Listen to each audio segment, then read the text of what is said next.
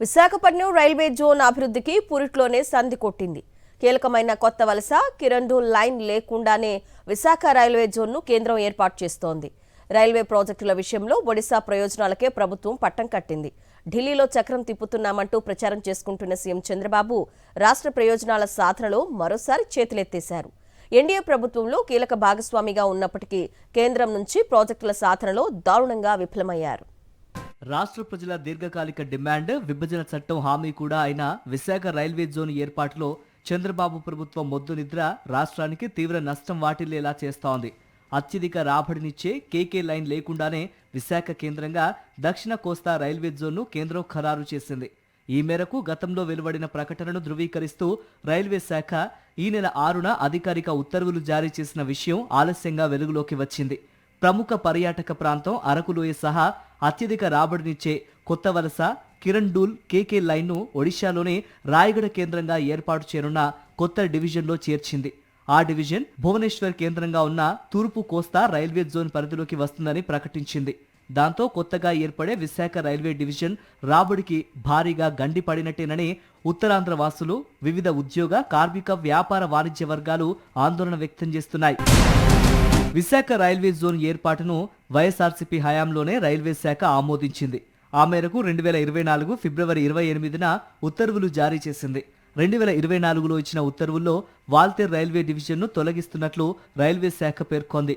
ఒడిశాలోని రాయగఢ కేంద్రంగా కొత్త రైల్వే డివిజన్ను ఏర్పాటు చేస్తున్నట్లు తెలిపింది. అత్యధిక రాబడినిచ్చే కేకే లైన్తో పాటు ఉమ్మడి విజయనగరం, ఉమ్మడి శ్రీకాకుళం జిల్లాల్లోని సెక్షన్లు రాయగఢ రైల్వే డివిజన్ పరిధిలోకి చేర్చింది. రాయగఢ రైల్వే డివిజన్ భువనేశ్వర్ కేంద్రంగా ఉన్న ఉత్తర కోస్తా రైల్వే డివిజన్ పరిధిలోకి వస్తుందని ప్రకటించింది. దీనిపై అప్పట్లోనే తీవ్ర వ్యతిరేకత వ్యక్తమైంది. రైల్వే జోన్ ప్రధాన కేంద్రం ఉన్న చోట డివిజన్ కేంద్రం లేకపోవడంపై విమర్శలు వెల్లువెత్తాయి. ఉమ్మడి విజయనగరం, ఉమ్మడి శ్రీకాకుళం జిల్లాలను భువనేశ్వర్ కేంద్రంగా ఉన్న ఉత్తర కోస్తా జోన్లో చేరిస్తే ఆ రెండు జిల్లాలకు రైల్వే ప్రాజెక్టుల్లో తగిన న్యాయం జరగదని స్పష్టం చేశారు. కేకే లైన్ను కోల్పోతే విశాఖ జోన్ ఆర్థిక స్వయం సమృద్ధి సాధ్యం కాదని స్పష్టం చేస్తున్నారు. నాడు వైఎస్ఆర్సీపీ ప్రభుత్వం కూడా వాల్తేర్ రైల్వే డివిజన్ను కొనసాగించాలని, ఏపీ మొత్తాన్ని విశాఖ రైల్వే జోన్ పరిధిలోకి తేవాలని పట్టుబట్టింది. వైఎస్ఆర్సీపీ ప్రభుత్వ ఒత్తిడి మేరకు విశాఖపట్నం కేంద్రంగా వాల్తేర్ రైల్వే డివిజన్ను కొనసాగిస్తున్నామని కేంద్రం 2024 మార్చిలో పేర్కొంది. అయితే వాల్తేర్ రైల్వే డివిజన్ స్వరూపం ఎలా ఉండబోతోందన్న దానిపై సందిగ్ధత తొలగిపోలేదు. ఒడిశా ఒత్తిడికి తలొగ్గిన కేంద్రం చంద్రబాబు ప్రభుత్వం అధికారంలోకి వచ్చాక రైల్వే ప్రాజెక్టుల గురించి ఏమాత్రమూ పట్టించుకోలేదు. KK line Visakhapatnam railway zone పరిధిలోనే ఉంచాలన్న ఉత్తరాంధ్ర వాసుల డిమాండ్ను నిర్లక్ష్యం చేసింది. దాంతో ఒడిశా ఒత్తిడికి తలొగ్గుతూ కేంద్ర రైల్వే బోర్డు తుది నిర్ణయం తీసుకుంది.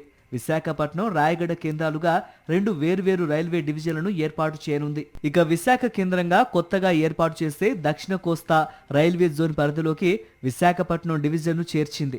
కానీ అత్యధిక రాబడినిచ్చే కొత్త వలస కిరండూల్ సెక్షన్తో పాటు పలాస, ఇచ్చాపురం సెక్షన్లను విశాఖపట్నం డివిజన్ పరిధి నుంచి తొలగించింది.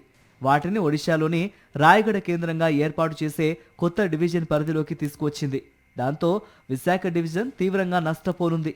కూటమి సర్కార్ ఏడాదిగా మొద్దునిద్ర వీడకపోవటం వల్లే కీలకమైన కేకే లైన్ విశాఖ డివిజన్కు దూరం అయ్యే పరిస్థితి వచ్చిందన్న విమర్శలు సర్వత్రా వ్యక్తమవుతున్నాయి.